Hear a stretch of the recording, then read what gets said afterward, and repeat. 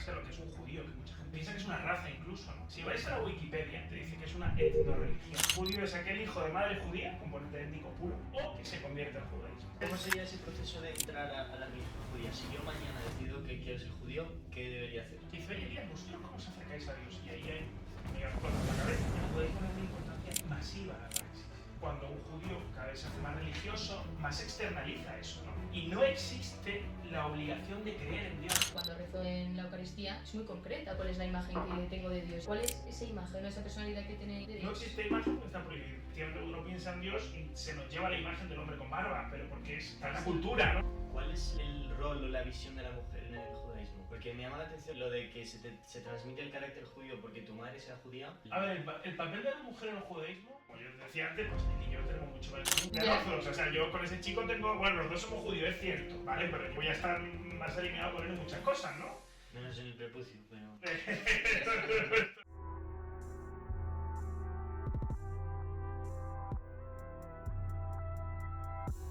Elías Cohen, corre el rumor por la uni que eres espía. En tu tiempo libre eres abogado, profesor, autor. Así que muchas gracias por estar aquí. Gracias a vosotros. ¿Por qué existe este rumor?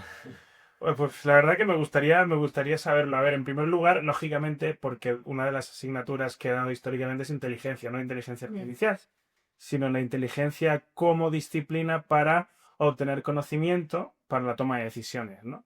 Históricamente la inteligencia se ha asociado con el espionaje. El espionaje es solo una pequeña pata de inteligencia a aquello que hace inteligencia en una fuerza o cuerpos de seguridad.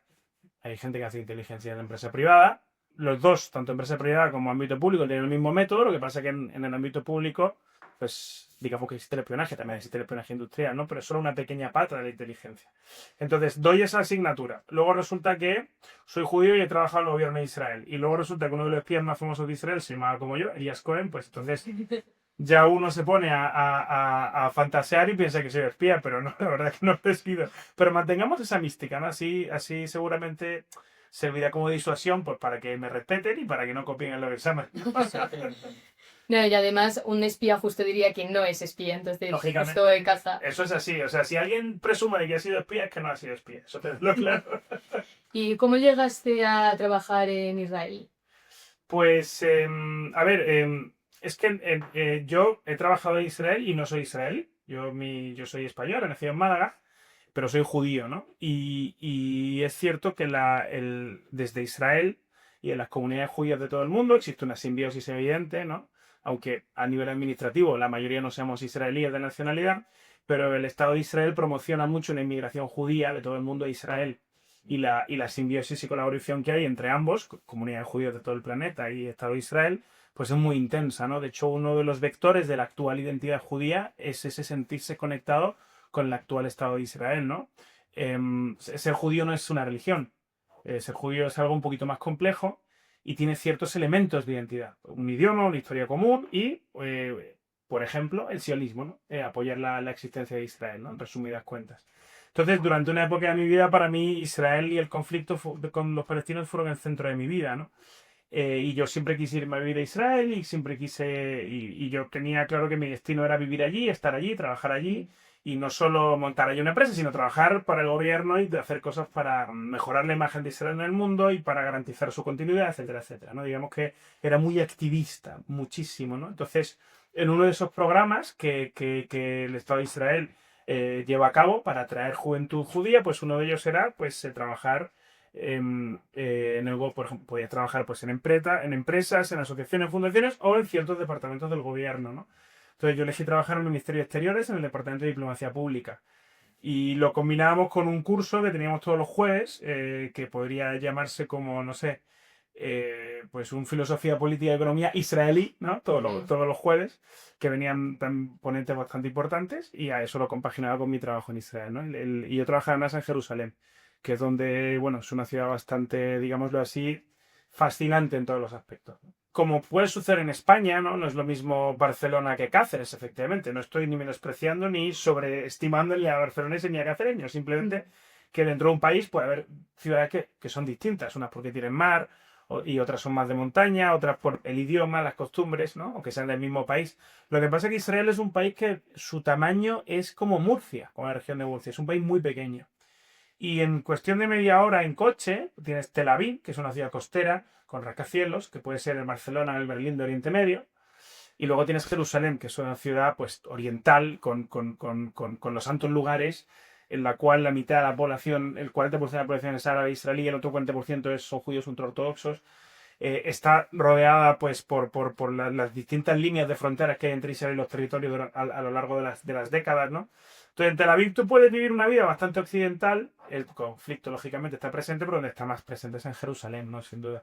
Entonces, Jerusalén es una ciudad rica a nivel existencial, ¿no? O sea, te pasa por encima. A lo mejor Tel Aviv, como mucha gente que no es judía y ha trabajado en Tel Aviv un año, pues eso pasa genial y tiene una vida bastante... Pero Jerusalén te pasa por encima, ¿no? Entonces... Y en política Tel Aviv es más liberal también, Sí. hay más movimientos... Sí, sí, totalmente. Bueno, de hecho, fíjate que siempre dicen que en Israel no hay un estado, hay tres. Está Medinat Tel Aviv, Medinat Jerusalén y el resto del país. Medinat quiere decir estado en hebreo, ¿no? Entonces está el estado de Tel Aviv, que es un microcosmos en Tel Aviv y la zona metropolitana, ¿no? El estado de Jerusalén, que es otro microcosmos, y luego el resto de Israel, ¿no? En ese sentido, además, políticamente, pues también votan distinto. ¿Cuántos años estuviste en Jerusalén? Un año. Adicionalmente, yo estuve yendo casi todos los veranos de Israel desde que tenía 16 años, ¿no? O sea, yo mi conexión con Israel es muy fuerte, tengo ahí familia, amigos, o sea, voy bastante, o sea, quiero decir, la conexión sigue siendo muy fuerte, pero no soy ciudadano israelí. ¿Tú hablas hebreo por tu familia israelí o habláis en casa en hebreo? ¿Cuál es tu conexión con...? Bueno, eso es un tema muy curioso, ¿no? Y es un tema, sobre todo, que es un tema objeto de debate dentro de las comunidades judías de la diáspora. La diáspora es todo lo que no sea, los judíos llamamos a la diáspora todo lo que no sea Israel, ¿no? Porque, claro, en las comunidades judías pequeñas, como la de Málaga, donde yo, por ejemplo, me crié, pues no existe el problema judío. Yo, por ejemplo, toda la vida he ido a colegios jesuitas, además, ¿no? Además, yo siempre digo que culturalmente soy jesuita, también, aparte de judío, ¿no? Yo a colegios católicos toda mi vida en Málaga, ¿no? Pero claro, aún así, bueno, pues las comunidades judías trabajan mucho esa identidad. Hay que tener en cuenta que la identidad judía... ahora la identidad española o las identidades nacionales últimamente, con el resurgente del nacionalismo, están un poquito en boga, ¿no? Pero históricamente las identidades nacionales son identidades pasivas. Tú eres español o tienes identidad española y la recibes pasivamente o tú te interesas por esa identidad. La identidad judía nos la meten así, desde que somos pequeños. No es una identidad muy activa. Porque la identidad, mantenerla activa es lo que ha hecho que un pueblo que ha estado 2000 años sin tierra, vagando por el mundo, sin querer, digamos, asimilarse a otra cultura, haya sobrevivido. Bueno, hay varias razones, pero esa es una de ellas, ¿no? De hecho, la identidad, que también la religión forma parte de ella, efectivamente, pues es esa tierra que los judíos no tuvieron durante 2000 años, ¿no? Entonces, yo, por ejemplo, yo iba todas las tardes a clases de religión judía en la cual me enseñaban a leer y escribir en hebreo. Pero no me enseñaban el significado total de las palabras, me hacían un resumen de ¿por qué? Para enseñarme a mí a ir a rezar los fines de semana en las sinagogas, porque se reza en hebreo. Entonces, claro, teníamos libros traducidos, el rabino nos decía grosso modo qué es lo que significaba cada cosa, pero yo no tenía un conocimiento del idioma. Mis hijos que se iban al colegio judío aquí en Madrid, ellos sí tienen clases de hebreo y sí están estudiando el idioma. Entonces yo sé leer y escribir hebreo perfectamente, pero hablar el hebreo cotidiano te lo puedo hablar para hablar de esta conversación. Me tendría que cambiar de inglés o español, lógicamente. No podría tenerla en hebreo, pero sí puedo tomarme una cerveza, hablar de cosas así livianas, sí puedo tener una conversación en hebreo, ¿no? Pero yo lo aprendí sobre todo yendo a Israel y el año que también estuve allí, porque la idea es que luego te quedaras y te nacionalizaras israelí. Entonces, aparte de los jueves que teníamos clase de máster, por decirlo así, también teníamos por la mañana los jueves clase de Ulpan, que es la escuela de hebreo que se habla, porque el hebreo que en todo caso yo conocía era bíblico, o es un hebreo muy poético. En la sinagoga los viernes y los sábados, pues los cánticos que hacemos son cánticos poéticos. Bueno, muchos salmos que vosotros también rezáis en la iglesia. Sí, todos los sí, salmos de David los sí. rezo yo también. Mi favorito es el 23, siempre lo ha sido, pero claro, en hebreo tiene Eutah y en español, pero tú no hablas con el idioma de los salmos, o sea, tú hablas con el idioma cotidiano. Entonces yo aprendí hebreo, pues eso, en Israel principalmente, aunque ya digamos, los caracteres y cómo escribirlo, cómo pronunciarlo ya lo conocía, ¿no? Por eso siempre tenemos, muchas veces con amigos judíos siempre digo, hay que ver que estamos rezando, pero no sabemos exactamente, no sabríamos traducir palabra por palabra de algunas cosas. Hoy día, pues, la sinagoga, pues, el rezo es coral, ¿no? Y entonces todo cuando uno va a sinagoga siempre lo que hay son libros, cada uno coge su libro, que el libro de oraciones se llama Sidur, ¿no? Y entonces en cada Sidur, pues, la gran mayoría, pues tienes el texto en hebreo y al lado la traducción en tu idioma, pues para que sepas lo que estás diciendo, ¿no? Pero grosso modo, la gran mayoría de los judíos españoles de mi generación, sabíamos rezar, sabíamos leer y escribir, pero no sabíamos lo que significaba, ¿no? Una cosa súper curiosa. Sí. ¿Podrías explicar cómo es esta relación entre ser judío por familia judía, pero luego también la religión? Porque yo, por ejemplo, puedo ser de familia cristiana, pero no ser practicante. Pero parece como que, por lo que has dicho, que en la comunidad judía está bastante ligado. O sea, si el propio idioma lo habláis especialmente para rezar, ¿cómo va eso? Bueno, esto es uno de los grandes códigos que es necesario descifrar a la hora de acercarse a lo que es un judío, que mucha gente piensa que es simplemente una práctica religiosa o una religión, o mucha gente piensa que es una raza incluso, ¿no? ¿Y son las dos cosas? No. ¿Son las dos cosas? Puede que sí, a lo mejor sean las dos cosas. O sea, quiero decir, la definición no es fácil, ¿no? Si vais a la Wikipedia, ¿no? Que es judío, te dice que es una etnoreligión. Etnoreligión quiere decir que es un grupo étnico, ¿de acuerdo? Pero tú puedes efectivamente acceder a ese grupo étnico a través de la religión. Y lo explico, ¿no? El judaísmo es la religión de los judíos, pero los judíos no son una religión. Son una civilización antigua. De hecho, bueno, como sabéis, los judíos han convivido con romanos, con partos, con etruscos, con dacios, con persas. Persas todavía quedan, ahora se llaman iraníes, pero todas esas civilizaciones con las que convivieron los judíos desaparecieron. Los judíos son esa civilización antigua que se ha mantenido hasta hoy día. O sea, es un componente nacional / étnico, ¿no? No es racial porque hay judíos negros, no judíos etíopes, son negros, por ejemplo. Y hay judíos chinos también. Y yo que mis 4 abuelos son del norte del Marruecos español, pues yo tengo pues el aspecto que tengo y amigos míos que son judíos askenazíes. Dentro del judaísmo están los sefardíes, que en hebreo significa españoles, que descienden de los judíos expulsados de España, y askenazíes, que se llaman alemanes, que son los que descienden, digamos, de los judíos del centro de Europa. En Estados Unidos la mayoría, por ejemplo, son askenazíes. Yo tengo muchos amigos judíos askenazíes con rubios y con ojos azules. Y yo soy moreno y con ojos oscuros, ¿no? Es decir, no hay rasgos étnicos que nos diferencien, ¿no? Quiero decir, ahora viene alguien y yo tengo que decir que soy judío para que sepan que lo soy, ¿no? Entonces, ¿por qué se mantiene ese componente étnico si ha habido tanta mezcla? Sí, ahora te lo vale, te termino, ¿no? Para que entendamos que es un judío, ¿no? Entonces, según los propios judíos, que son quien define quién es judío, judío es aquel hijo de madre judía, componente étnico puro, o que se convierte al judaísmo, ¿vale? Entonces, eso significa que tienes a judíos totalmente no practicantes, un ejemplo clásico es Woody Allen, pero es igual de judío que yo, ¿de acuerdo? O a lo mejor alguien belarus y quiere convertirse en judaísmo y hasta que no pase por el rito religioso no lo es, aunque sea mucho más practicante que yo. ¿Qué sucede con esa conexión con la religión? Que es con lo que os decía antes, ¿no? Que el nivel de práctica religiosa en los judíos es mucho más alto que en el resto que en los cristianos, por ejemplo. O sea, que la gran mayoría de los judíos van los fines de semana a la sinagoga, aquí en España, por ejemplo. ¿Eso significa que son más practicantes que generalmente los cristianos? Sí. ¿Eso significa que sea un tema de práctica religiosa y fe? No tiene por qué. Es un tema de identidad y tradición, porque esa religión es lo que ha mantenido, es la tierra que los judíos no tenían. Por eso tenemos ese contacto tan importante, tan cercano a la religión judía, ¿no? Es la forma que tenemos de expresar la identidad, ¿no? En cambio, por ejemplo, si te vas a Israel, ahí quizás los números de práctica religiosa bajan, ya están en Israel. Ya no necesitan exteriorizar esa identidad para saber que son judíos, etcétera, ¿no? No sé si me explico, ¿no? Entonces, en resumidas cuentas, cristianismo e islam son fes universales. Tú puedes ser rojo, azul, amarillo, negro, del color que quieras, abrazas el cristianismo, abrazas el islam y ya está. No te tiene un componente étnico. ¿Los judíos tienen un componente étnico? Sí. Si eres hijo de madre judía, eres judía. ¿Tiene un componente también de fe, de abrazar la fe? Sí, también lo tiene, es cierto. Lo que pasa es que no es una fe universal, porque además los judíos han ido siempre del club exclusivo por el mundo. Es decir, es muy difícil convertirse al judaísmo. Según la ley, quieren que rechazarte 3 veces. Porque, como dijo el historiador británico, ya fallecido lamentablemente, Paul Johnson, que tiene quizás el mejor libro de historia de los judíos, se llama así, Historia de los judíos, él indica que, claro, que los judíos es un pueblo cabezota que se empeñó en ser especial. Y por empeñarse en ser diferentes y especiales, pues al final lo consiguieron. Y una forma de ser diferentes y especiales es, no, aquí es difícil entrar, ¿no? Por decirlo así.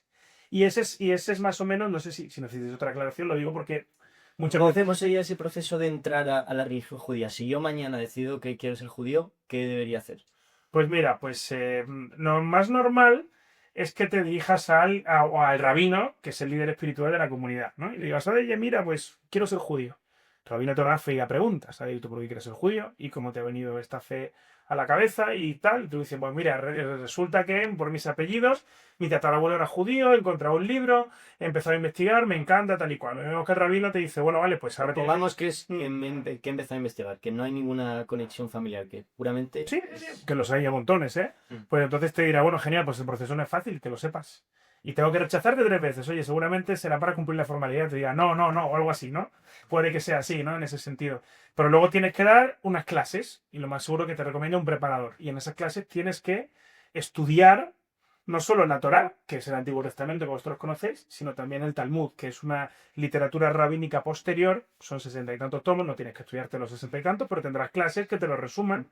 Y el Talmud, básicamente, pues es como ese Antiguo Testamento se traduce al exilio, ¿no? Bueno, el Antiguo Testamento está escrito para lo que es la tierra, el antiguo reino de Israel. Cuando los romanos destruyen Jerusalén y expulsan a los judíos de ahí, es cuando dicen, ¿y ahora qué hacemos? Y de ahí empieza el Talmud, que es la formación de esa religión en el exilio, ¿no? Entonces, la gran mayoría de las cosas que hacemos los judíos hoy día a nivel religioso, si Moisés bajara del cielo no lo entendería, porque la palabra rabino no está en el Antiguo Testamento. La palabra sinagoga tampoco, no existían sinagogas. De hecho, el hebreo original se perdió. El hebreo normal que podéis ver en cualquier... Eso es arameo. El alfabeto hebreo original era como el fenicio. Entonces, si ahora Moisés volviera a la vida y bajara del cielo y viera un rabino rezando en una sinagoga, diría, ¿esto qué es? Sí, que idioma me está hablando. Claro, es que no, la pronunciación es igual. Lo que no sabría es leerlo, ¿no? Claro, ¿por qué? Porque los judíos lo que hacen es desarrollar en esos 2000 años, ¿no? Y eso también lo cuenta Paul Johnson, ahí hay una revolución trágica pero impresionante. Pero cuando los romanos destruyen Jerusalén, el rabino Yohanan ben Zakkai, que era el líder de la secta de los fariseos, consigue salir de Jerusalén, se va a Yavne, y ahí es cuando dice a los pocos que quedan, oye, ¿qué hacemos ahora? No hay templo, no hay linaje real, no hay linaje sacerdotal, no tenemos tierra, ¿qué hacemos? Y ahí es cuando ellos dicen, bueno. O sea, ahora lo que hay que hacer es una religión para el exilio. Y esa es la religión que practicamos hoy día. Y eso es lo que tiene que aprender alguien que quiere convertirse. No los 70 y tantos tomos del Talmud, lógicamente, pero un resumen, ¿no? Entonces te dirán que empiezas a practicar el sábado, a respetar el Shabbat se llama el sábado, no puedes coger coche el sábado, encender fuego, no puedes utilizar electricidad, obviamente no puedes utilizar el teléfono móvil, tienes que respetar el kosher, no, se acabó el jamón, se acabaron los mariscos. Entonces tú tienes que empezar aunque todavía no seas converso, La electricidad es duro, ¿eh? sí, tienes que empezar a meterte, ¿no? Ujú. Ojo, es duro, pero hoy día que estamos tan conectados a las pantallas, yo en mi casa no somos 100% de Shomer Shabbat, sí utilizamos la electricidad, lógicamente, pero no, en los móviles los apagamos, le llamamos Shomer Shabbat digital Shomer Shabbat le llamamos, y son 24 horas que agradezco móvil, WhatsApp, redes sociales, la verdad que lo agradezco, o sea, yo muchas veces pienso, porque claro, hace 2000 años respetar el sábado que no había electricidad era muy sencillo. Creo que lo pensaron para hoy, para que pudieras hacer una desconexión durante la semana y pasar más tiempo con la familia, conectar un poco más con algo que no sea todo pantalla, ¿no? Pero la cuestión es que en el proceso de conversión te van a decir, oye, mira, pues tienes que empezar a practicarlo antes de que lo seas. Y ahora viene una parte, ahora tú me has dicho, ¿qué pasaría si fueras tú, no ella? Que aquí hay una gran diferencia. Si eres tú, tienes que hacerte la circuncisión. Ella no, pero tú sí.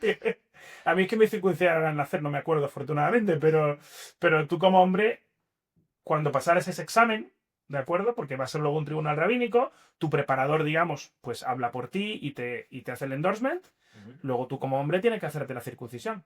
A tu edad te lo hace un urólogo, con anestesia, más lógicamente. Sí. Claro, pero tienes que pasar por ahí, la mujer no tiene que hacer nada. En ese sentido, no hay ese ritual. Sí, ¿eso qué significa? ¿Es como el bautizo cristiano? No exactamente, es que el bautizo cristiano es puramente cristiano a nivel teológico. Fíjate, ahora celebramos la Navidad, es el nacimiento de Jesús. Jesús era judío. ¿Por qué celebramos a los 7 días el Año Nuevo? Porque a los 7 días es cuando se circuncidaba Jesús. Es cuando forma parte del pueblo judío. Uno no es judío hasta que no se circuncida a los hombres. Las mujeres tienen, por ejemplo, las mujeres no tienen ese ritual invasivo en el cuerpo, afortunadamente, pero sí, por ejemplo, se las nombra en la sinagoga. Cuando uno va a leer el Antiguo Testamento, que es la parte más importante de la sinagoga, en los pergaminos de la Torá, pues ahí se hace una bendición a la mujer, porque no hay afortunadamente ese rito, ¿no? Pero en los hombres es así, y viene de Abraham. Abraham pone en la Torá, pone que Abraham se circuncida como ese pacto con Dios, ¿no? Claro, tú dices, ¿qué es circuncidarse? De ahí viene la interpretación del Talmud. Lo que tenemos es que circuncidarse era efectivamente quitarse el prepucio.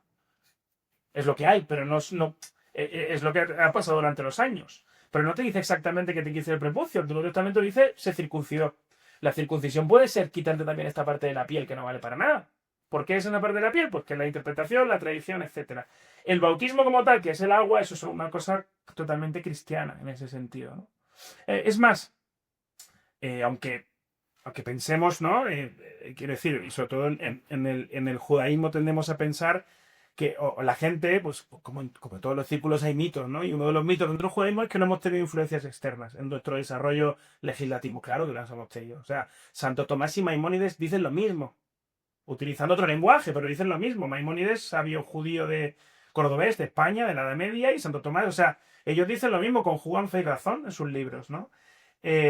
La circuncisión, por ejemplo, ¿por qué en el cómo se fusionan aquí bautismo y circuncisión judía? Claro, Abraham se llamaba Abram en el Antiguo Testamento. Y cuando se circuncida es Abraham. Por eso se pone el nombre en la circuncisión. ¿De acuerdo? Jesús, cuando se bautiza, es como que es una nueva persona. Por eso se pone el nombre en el bautizo, ¿no? Pero ahí, evidentemente, lógicamente, hay una colusión de ambas formas de ver el filipismo, del mismo Dios, ¿no? Sí. Yo siempre digo que al fin y al cabo, si analizas el cristianismo, que no el catolicismo, que ya tiene más influencias, ¿no? de Roma, pero el cristianismo primigenio lo hacen judíos. Y el cristianismo primigenio es una reforma del judaísmo, nada más. Sí, de hecho... Pasa que luego ya la fusión con el Imperio Romano ya es distinto, ya lo convierte en algo grecolatino. Pero lo que es el primer cristianismo, lo que son los primeros cristianos que son judíos, eso es una reforma del judaísmo. Nada más, es una reforma del judaísmo, ¿no? El credo y los valores siguen siendo hasta hoy iguales. Creemos en un único Dios, creemos en el amor al prójimo, creemos en la honradez, creemos en la caridad, en ese sentido, ¿no? Pasa que la praxis cambia mucho, ¿no? En el judaísmo Sí. lo más importante es la praxis, ¿no? Perdón, ¿me vas a preguntar algo? No, nada, justo la praxis, porque claro, hay movimientos cristianos que también viven bastante parecido a el judaísmo en cuanto a la praxis, por ejemplo, los del camino neocatecumenal, que celebran también el sábado, pero no las prácticas del sabbat, toman el vino y el panácimo y este tipo de cosas. Entonces, ¿cuál es la razón por la que hay una praxis tan distinta en el judaísmo como lo de la electricidad, lo del kosher? ¿Se dice kosher? Sí, kosher o kasher. Bueno, kosher es en inglés, es la forma de decirlo en inglés, pero en realidad en hebreo es kasher. Sí.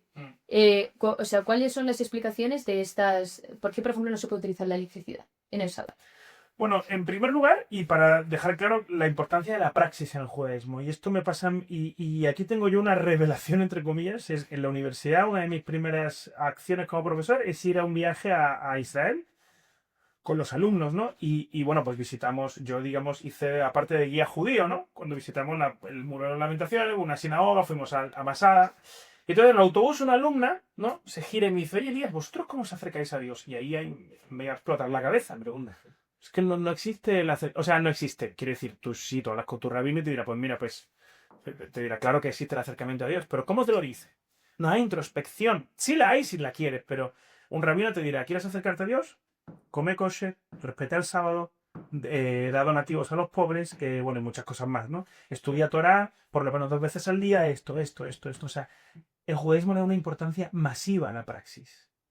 Es una cosa impresionante. Por eso del exilio. Es decir, si tú solamente llevas tu judaísmo en tu interior, Dios mío, por favor, y haces ese ejercicio de introspección, que está muy bien, el judaísmo no te dice que no lo hagas, pero te dice, la praxis es importantísima. Porque la praxis es una externalización de eso, ¿no? Si tú solo lo llevaras dentro, y si te das cuenta, cuando un judío cada vez se hace más religioso, más externaliza eso, ¿no? Pues como decía antes, por ejemplo, si alguien entra ahora mismo a esta sala, nadie puede saber que yo soy judío, no sé el que lo diga, pero si estoy con los tirabuzones y el gorro, ¿no? Y vestido de forma jasídica, lo vais a entender porque tengo esa vestimenta de judío ultraortodoxo, aunque yo tengo mucho más en común con él y con un judío ortodoxo, ahora ultraortodoxo ahora mismo, ¿no? Pero es así, o sea, porque el judaísmo es una religión basada en la praxis, es una fe basada, una religión, una fe, una forma de ver el mundo basada en la praxis, ¿no? Y no existe la obligación de creer en Dios, ya está ya por asumido. No existe tampoco la obligación de hacer que, o sea, no existe eso de voy a hablar con, o sea, sí hablas con Dios en tu foro interno y si hay introspección, pero se da por hecho que Dios está contigo. No sé si me explico, ¿no? No hay una acércate a Jesús o acércate a Dios. en ese Sí. sentido. O sea, Dios ya está contigo. Dios está ahí, está aquí al lado esperando a que tú le llames. ¿Cómo le llamas? Con la praxis, ¿no? Esa es la forma religiosa, teológica del judaísmo, en ese sentido. Claro, es que cuando te conviertes al cristianismo es porque recibes la gracia de la fe. Mm. Entonces, en este caso, por ejemplo, o sea, eso, lo que te he preguntado antes, ¿cuál es el significado más allá de comer? Ay, perdona, no sé, sí, es que quería dejar Sí, claro sí. lo de la praxis, ¿no? O sea, el significado, porque quería hilarlo precisamente con la importancia de la praxis. Bueno, a ver, en el Antiguo Testamento te ponen que hay ciertos animales que no puedes comer. Y en el judaísmo tiene reglas que tienen explicación y tiene reglas que no tienen explicación, que simplemente son porque las ha dicho Dios. Las de los alimentos, ¿por qué no puedes comer cerdo y marisco? Y animales que tengan la pezuña hendida o animales que no sean rumiantes tampoco puedes comerlos, lo pone la Torá. ¿Qué sucede? Que si vamos a la arqueología, los primeros... ¿Habéis estado alguna vez en Israel, en Tierra Santa? Bueno, No. lo que es Judea y Samaria, que es la cuna del Antiguo Testamento y del antiguo pueblo de Israel, pues está todo lleno de altiplanos, ¿no? Y los primeros asentamientos proto-israelitas, los que eran, digamos, los antecesores de los que serían los primeros israelitas, las primeras tribus, se diferencian de las ciudades-estado cananeas porque en sus asentamientos no había huesos de cerdo. O sea, es como una cosa identitaria que es desde antes que se escribiera el Antiguo Testamento, ¿no? Entonces, supuestamente el cerdo en sitios con mucho calor, pues a lo mejor genera enfermedades. Puede que sea esa la razón antropológica o arqueológica, pero de verdad que no lo sé. No lo tengo 100%. Sí sé que ya una de las cosas que le identificaban era que ellos no comían cerdo y las ciudades cananeas sí. El resto de normas, pues no hay una explicación. Como tal, hay interpretaciones de Ramiro muchísimas, ¿no? Yo, por ejemplo, te acabo de dar una interpretación. Bueno, hace 2000 años no encender fuego y no encender electricidad era muy fácil. ¿Sabes? Otra cosa que no puedes hacer en Shabbat es trabajar, ¿no? Pero claro, hoy día, que el sábado nadie trabaja, pero está todo el día conectado a esto, hoy día tiene más valor cumplir el sábado, porque le ves como un sentido más, ¿no? Es una interpretación que yo hago. Digo, mira, Dios, qué sabio fue, que pensó que la electricidad durante un día había que cortarla para desconectar de todo esto, ¿no? Para desintoxicarse de tanta pantalla y tanto... Pero es una interpretación que le estoy dando. Yo, como tal, no podemos saber cuál es la razón. Ahora bien, a nivel de praxis, es evidente que es un sacrificio. Es un sacrificio, lo bueno que está el jamón y no comerlo, lo bueno que están las gambas y no comerlas, o el sábado, pues no ponerte hasta que no caigan las estrellas, que es cuando sea el sábado, no ponerte una peli. O no coger el coche e irte a un campo, no sé, o hacerte una barbacoa porque no puedes encender fuego, ¿no? Es una especie de sacrificio, si te das cuenta. Y el sacrificio, al fin y al cabo, se exterioriza también, te hace diferente, que es uno de los grandes objetivos de los judíos, ser diferentes. Y sobre todo el sacrificio le da realidad a lo que tú vives. No sé si es como antes de la introspección y la extrospección. Sí, tienes que hacer introspección y todo el mundo lo va a hacer, es humano. Pero si te das cuenta, el judaísmo tiene mucho de externalización de esa praxis, ¿no? Pero todo en ese objetivo de querer ser un pueblo distinto y diferente y especial, ¿no? Pero sí que existe el diálogo interno con Dios, ¿no? En el judaísmo, o sea, sí que existe esa posibilidad de Sí, claro que todo esto en tus adentros. por supuesto, y todo el mundo lo hará, lógicamente. De hecho, cuando Vale. el muro de las lamentaciones, cuando uno está en el muro, en la pared, ahí tiene un ejercicio de introspección. Es que sí que siento que es una parte bastante central del cristianismo. Y el central que tengo, pero los judaísmos no están centrados. Los judaísmos más centrados en la praxis. Nadie te va a decir con la casa introspección, te dirá, venga, ahora el día más sagrado del año, que es el día de Yom Kippur, ¿no? Es cuando se toca el cuerno sagrado, ¿no? Pues en ese momento todo el mundo empieza a hablar seguramente en su idioma que tiene en la cabeza, no en hebreo, y dirá, Dios mío, por favor, claro. Pero durante todo el ciclo religioso judío, lo más importante es la praxis, totalmente, ¿no? Es lo que tiene el centro de todo es la praxis. Y no esa introspección, introspección es de cada uno. O sea, se llama Yahvé al dios de... Bueno, a ver, en realidad tiene muchísimos nombres, ¿no? Porque si tú coges el Antiguo Testamento, también se le llama a él en algunos momentos, Sí. ¿no? Sí, con mayúsculas. Sí, con mayúsculas. Entonces tiene varios nombres, ¿no? Y bueno, ahí ya hay varias explicaciones de por qué tiene varios nombres, ¿no? Porque se escribe en distintos momentos, hay alguna parte del Antiguo Testamento que se termina de escribir en Babilonia.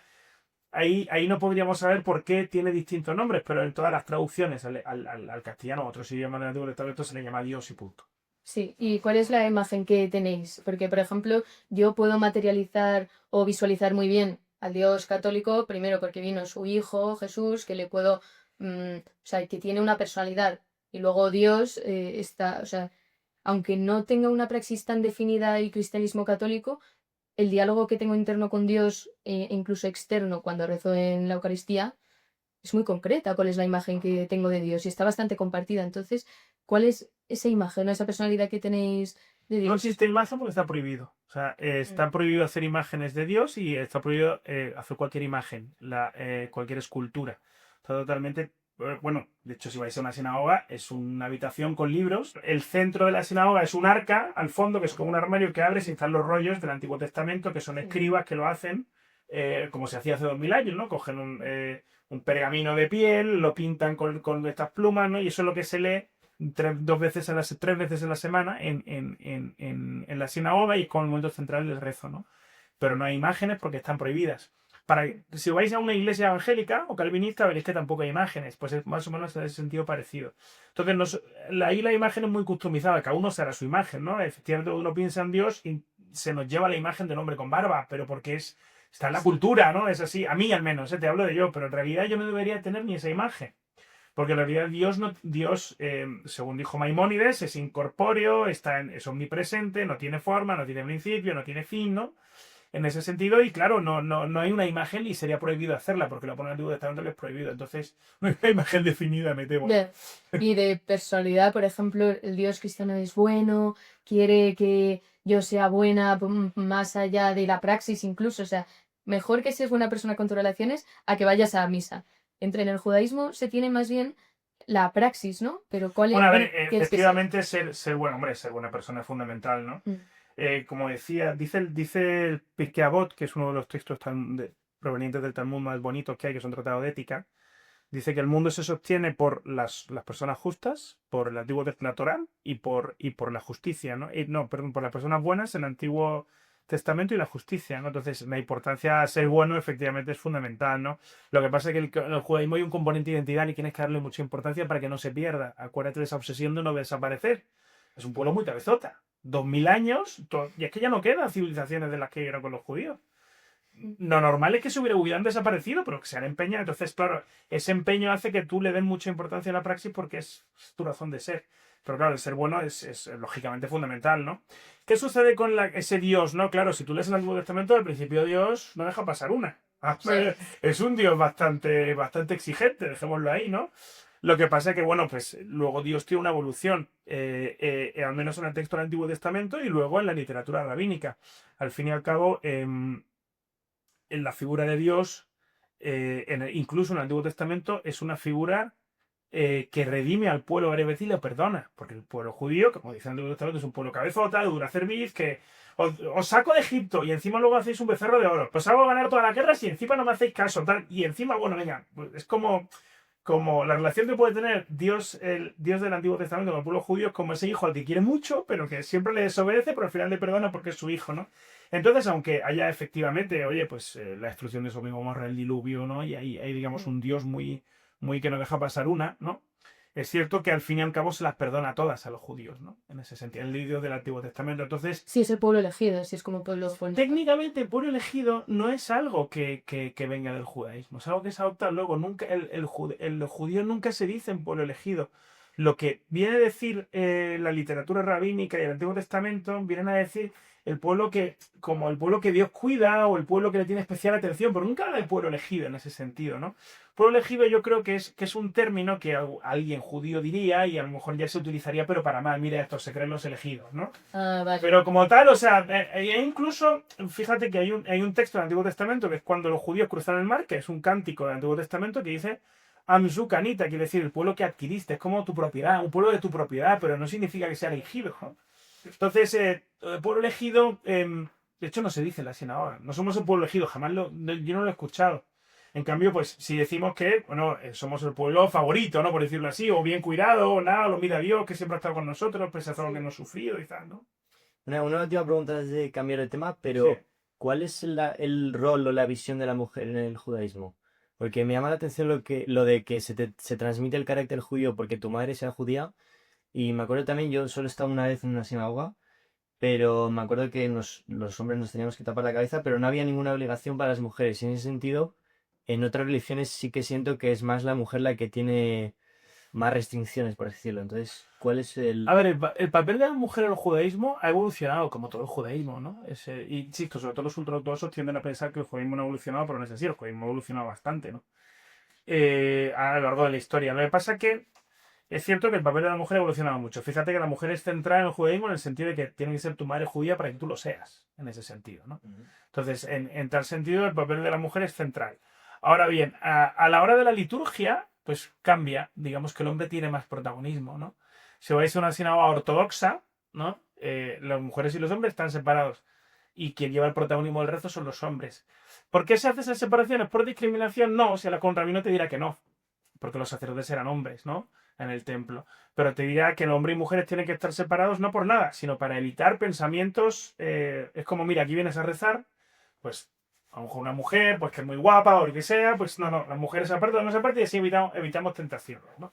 Eso es lo que hoy día dicen. A lo mejor antiguamente, pues las mujeres ni iban a rezar, a lo mejor era cosa de los hombres. Y eso históricamente es así, siempre ha sido el hombre en la sinagoga, es como una tradición.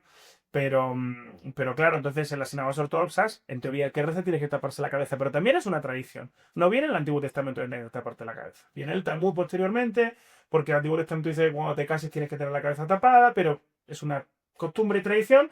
Y luego te pones la kippah, se llama gorrito, y la kippah también ha sido hoy día atrapada por la máquina comercial. Hay equipos del Real Madrid, del Barça, de Homer Simpson, o sea, ya es una cosa tradicional y litúrgica, ¿no?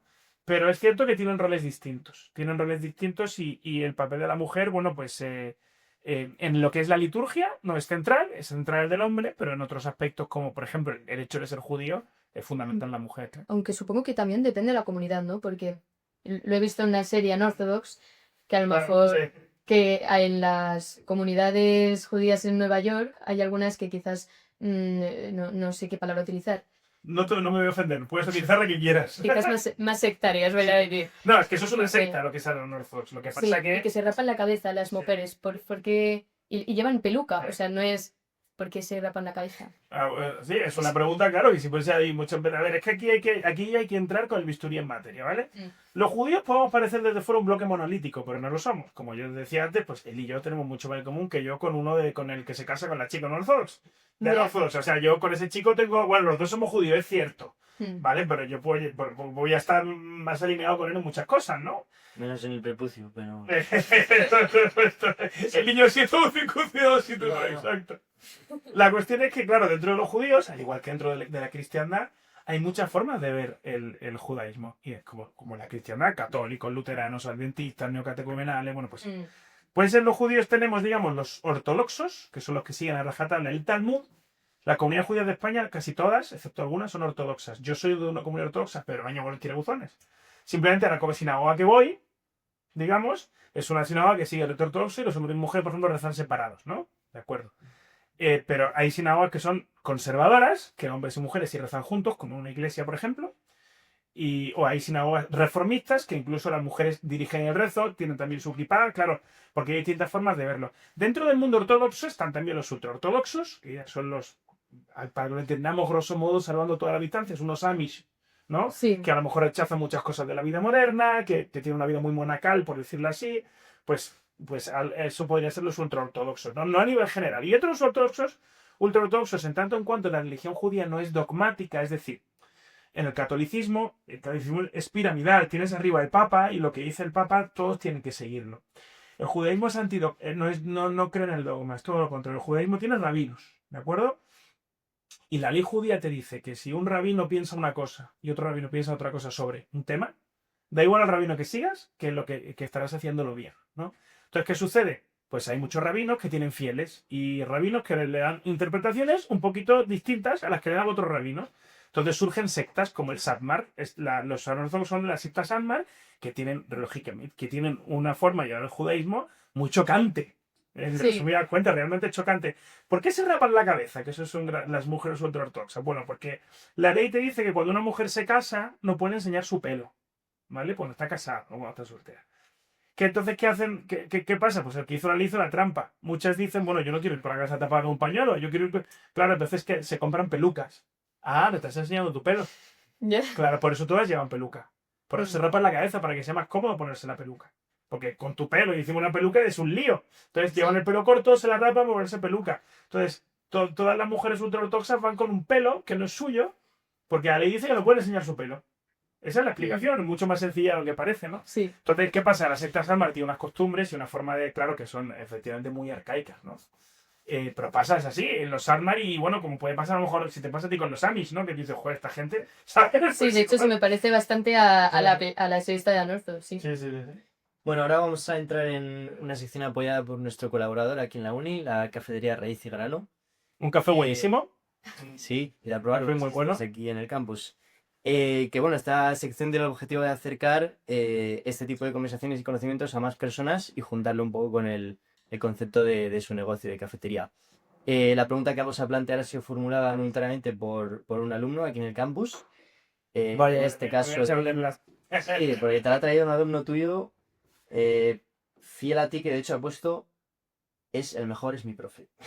Pues es el mensaje. Pues no sé, si no ha dicho el nombre no voy a poder ponerle Ahora, la nota en ese comentario. no lo tengo apuntado aquí. Ahora Tenéis que filtrarme el nombre para que le suba la nota. Sí, Por favor. Bueno, depende de la pregunta.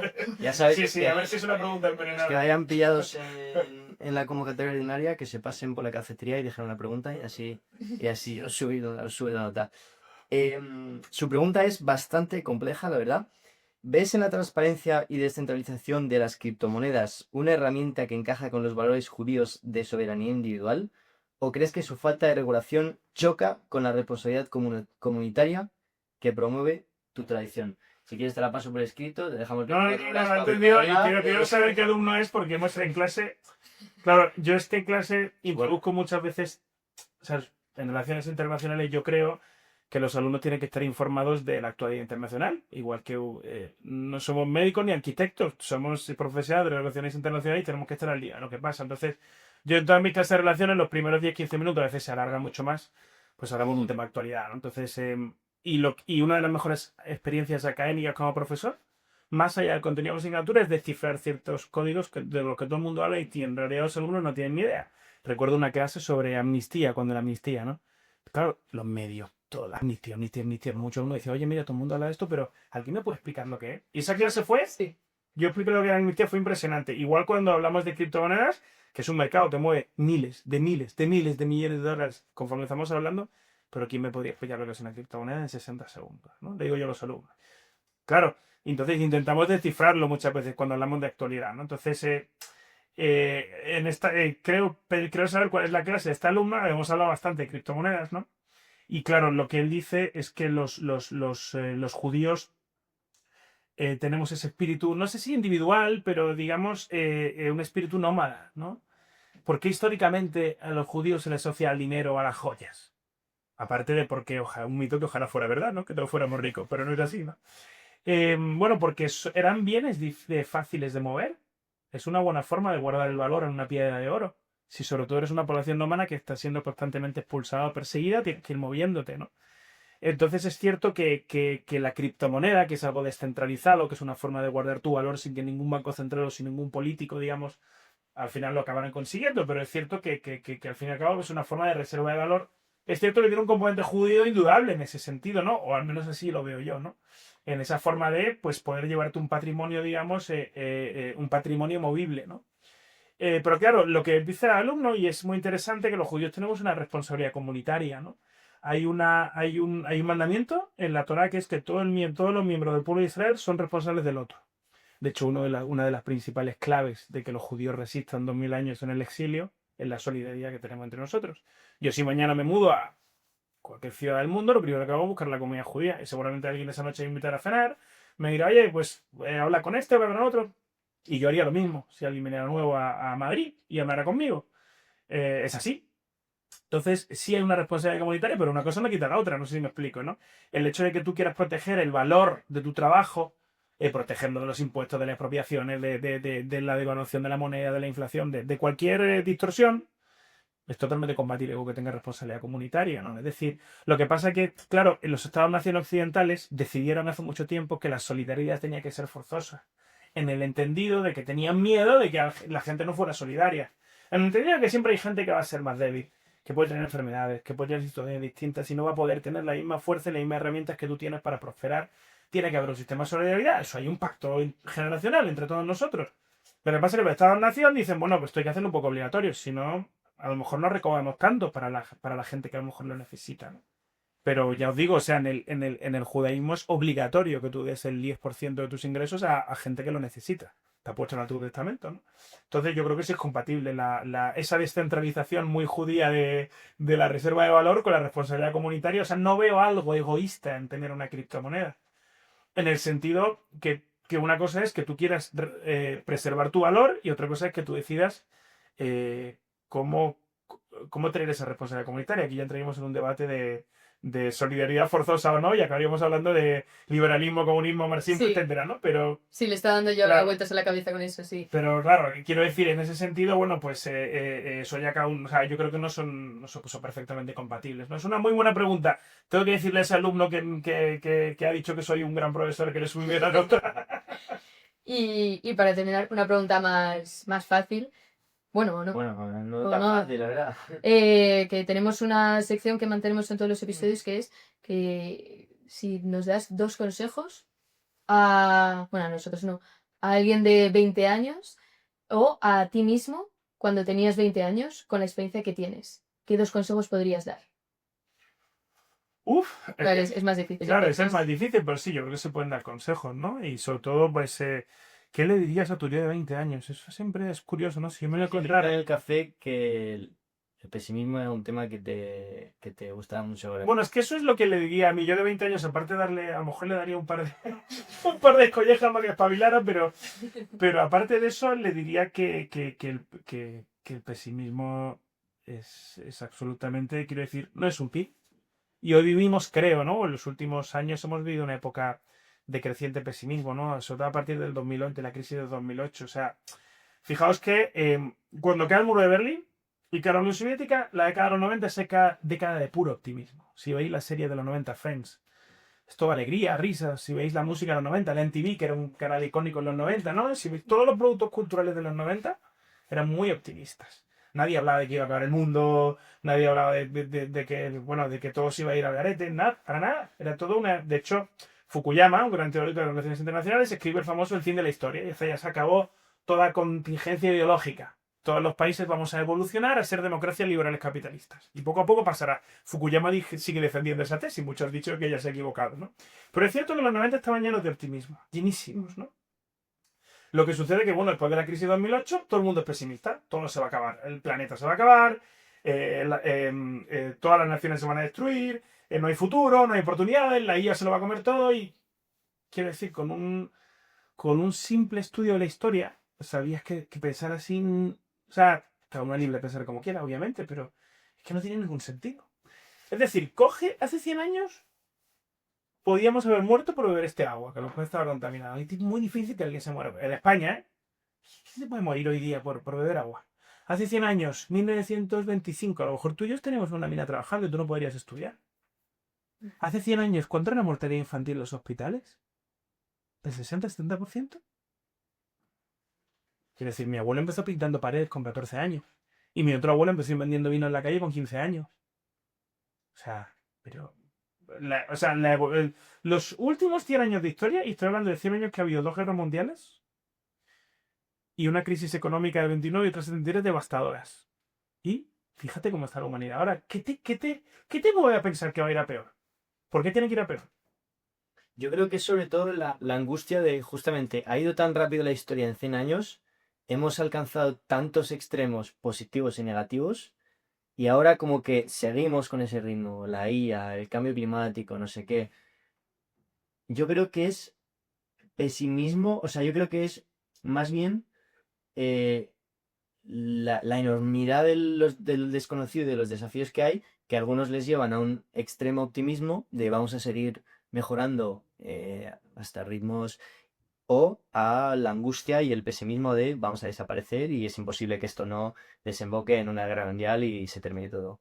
Yo creo que es sobre todo eso, es la imposibilidad de proyectarnos dentro de 10, 20, 50 años por lo rápido que hay de todo. Sí, por eso es imposible para ti, para él y para mí. Nadie puede conocer el futuro, pero siendo prácticos, ¿cómo lo vas a afrontar mejor? ¿Siendo optimista o siendo pesimista? Sí. Siendo pesimista vas a decir, ya para qué voy a hacer nada, me quedo en casa mirando el Twitter y amargándome más. No, o sea, va a facilitar tu esclavización si la hay. O sea, si los grandes genios de las grandes tecnológicas que dicen que la solución es un Universal Basic Income, que eso es esclavitud, ¿vale? Básicamente, o sea, que tengas a alguien que te pague un sueldo y solo dependas de esa persona o de esa empresa, eso es esclavitud. ¿Cómo va a ser más fácil que te esclavices? ¿Siendo pesimista o siendo optimista? Por ejemplo. Pero el pesimismo también te puede dar como más impulso. Es decir, soy pesimista con respecto al futuro, porque la IA va a destruir el mundo. Pues voy a hacer todo lo posible dentro de lo que esté en mi mano para que no ocurra eso. O si va a ocurrir de todas formas, voy a vivir estos 2 años de la mejor forma posible. Sí, pero eso no es pesimismo como yo lo veo, ¿eh? Yo el pesimismo que veo es un pesimismo cenizo, ¿no? Como pasivo, ¿no? Sí, como no, ¿para qué sirve esforzarse si el mérito no vale para nada? No, tal, el planeta se va a acabar mañana. Pues los humanos somos... Yo he tenido conversaciones con personas, con alumnos, con amigos, totalmente antihumanistas, de los humanos somos lo peor, ¿qué tal? Y tú dices, pero, perdona, pero... o sea, quiero decir, hay un poco de... El pesimismo, voy a llamarlo, el pesimismo es el que yo me refiero es autodestructivo.